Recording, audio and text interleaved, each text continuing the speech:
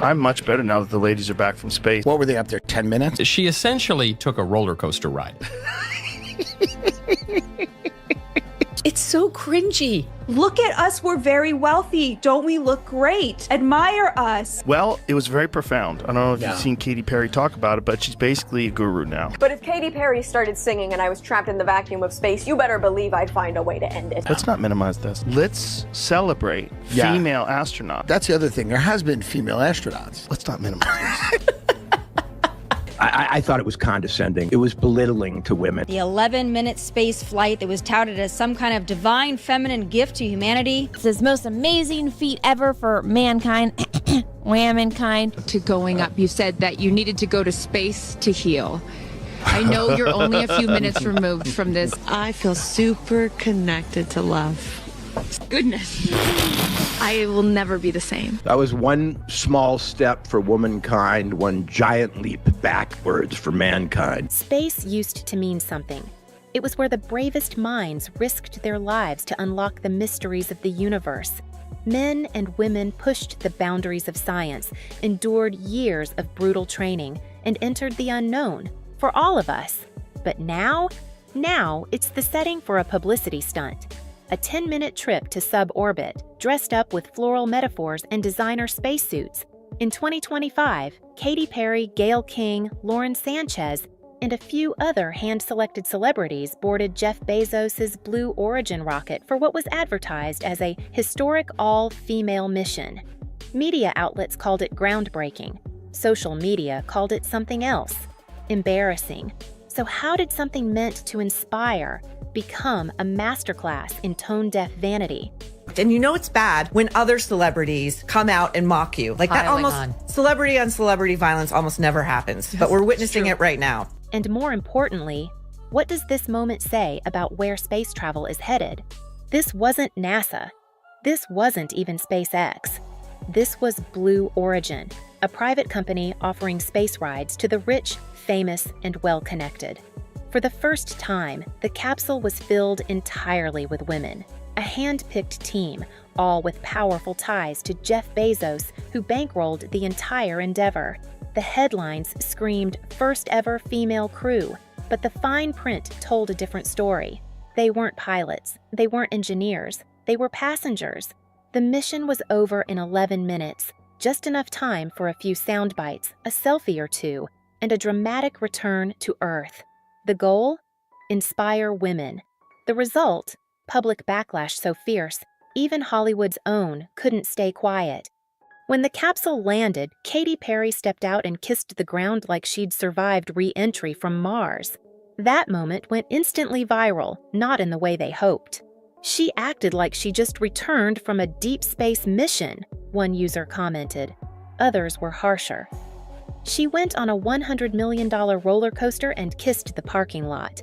Meanwhile, Oprah Winfrey cried on camera as she watched the launch, calling it a spiritual moment for women everywhere.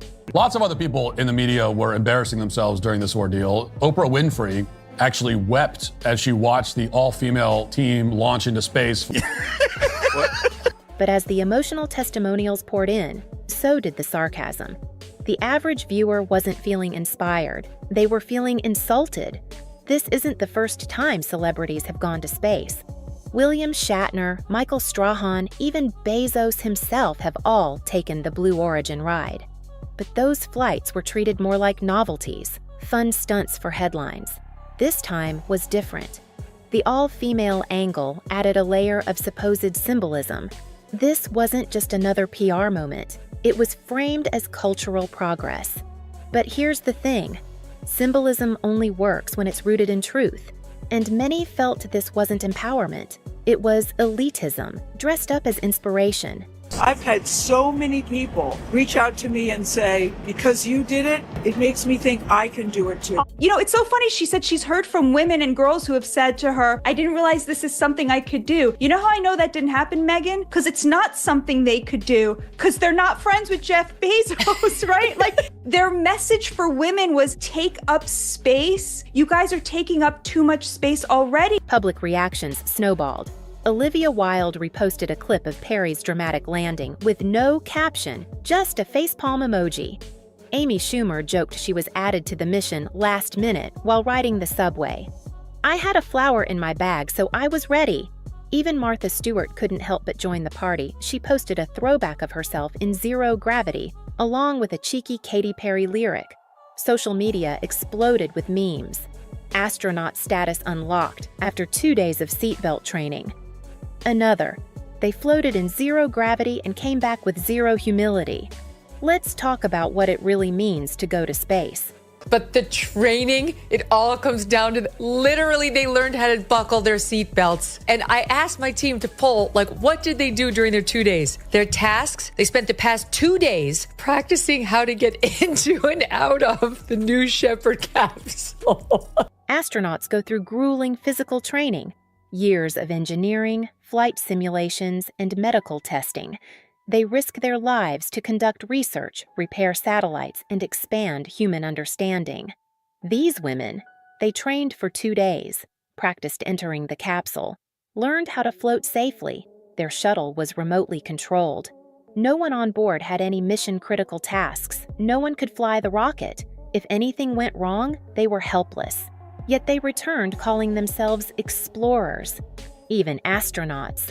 That word used to mean something. Now, it just means you had the right connections.